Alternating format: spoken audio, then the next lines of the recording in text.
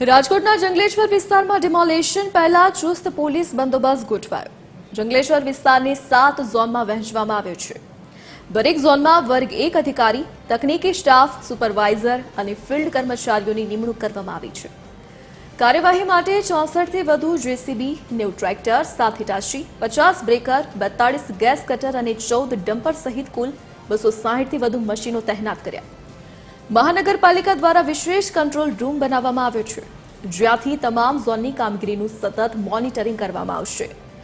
25 drone camera અને 30 walkie talkie set દ્વારા સ્થળ પર નજર રાખવામાં આવશે.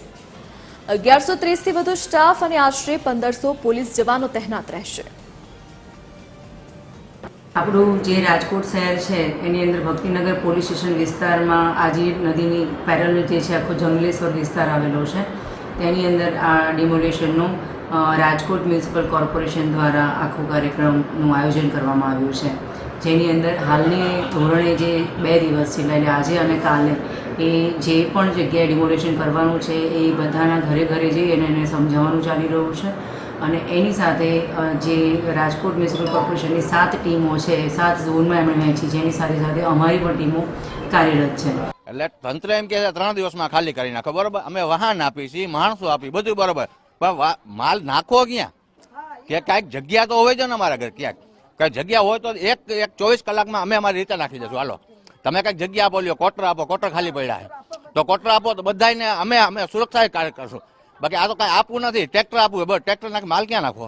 कि 3 दिन का પછી 2 दिवा में खाली करी नाखो, પછી छोटे छोटे बच्चे मार रोजा है तो क्वार्टर मिलत ना है, कहाँ चली जाए कि कहाँ तेरे में चली जाए, बता रोजा है, छोटे छोटे बच्चे रोजा है, निशान किया है, मतलब सामान व्यवस्था मिलत है, बाकी सामान लઈને કોને ક્વાર્ટર નાખી દી, અત્યારે મિલત નહીં.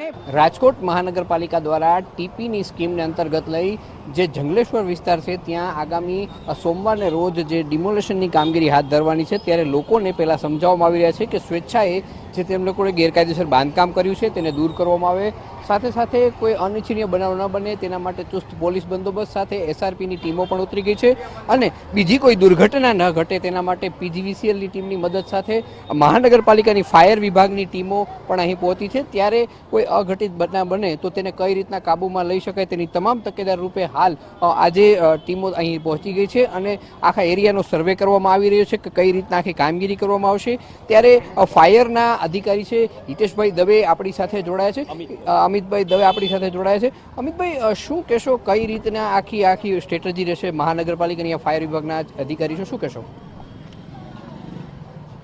આજી નદીના જે નદી વિસ્તારમાં જે કાંઈ મકાનો છે એ બધાનું ડિમોલિશન સોમવારથી શરૂ થવાનું છે, અને અત્યારે 2 દિવસ બધાને સમજાવી અને બીજે કોઈ જગ્યાએ એ લોકોએ મકાન રાખેલું હોય તો ત્યાં શિફ્ટિંગ માટે થઈને આપણા આરએમસીની ટીમ, પોલીસ ડિપાર્ટમેન્ટ, બધા ડિપાર્ટમેન્ટ મદદ માટે થઈને અત્યારે આવ્યા છીએ.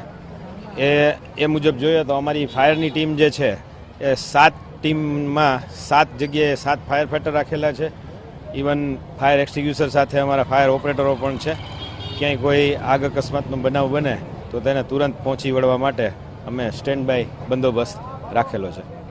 આપ જે લોકોને અત્યારે સમજાવી રહ્યા છો કે સ્વયં પોતે દૂર ખસી જાય તો કેવો પ્રતિભાવ મળી રહ્યો છે?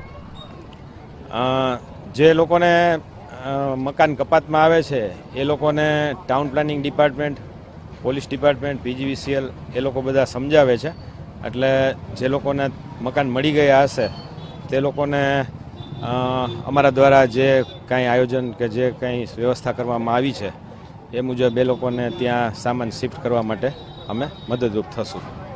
તો આ હતા મહાનગરપાલિકાના ફાયર અધિકારી અમિતભાઈ દવે, જેણે કહ્યું કે લોકોને સમજાવવામાં આવે છે, સાથે સાથે કોઈ દુર્ઘટના ન બને તેના તકેદારીના ભાગરૂપે અત્યારે ફાયરના 7 બ્રાઉઝરો પણ સ્ટેન્ડ ટુ મૂકવામાં આવે છે, સાથે સાથે તેના ઓપરેટરો પણ તેને સ્ટેન્ડ ટુ રાખવામાં આવે છે. ત્યારે જ્યારે સોમવારે આ જે ડિમોલેશનની કામગીરી હાથ ધરવામાં આવશે ત્યારે સંપૂર્ણ તકેદારી સાથે આ ડિમોલેશન થાય અને લોકો સ્વેચ્છાએ દૂર જતા હોય તો તેની પણ તકેદારી રાખવામાં આવી રહી છે. કેમેરામેન રવિ ચાવડા સાથે રવિ મોટવાણી, TV 13 રાજકોટ.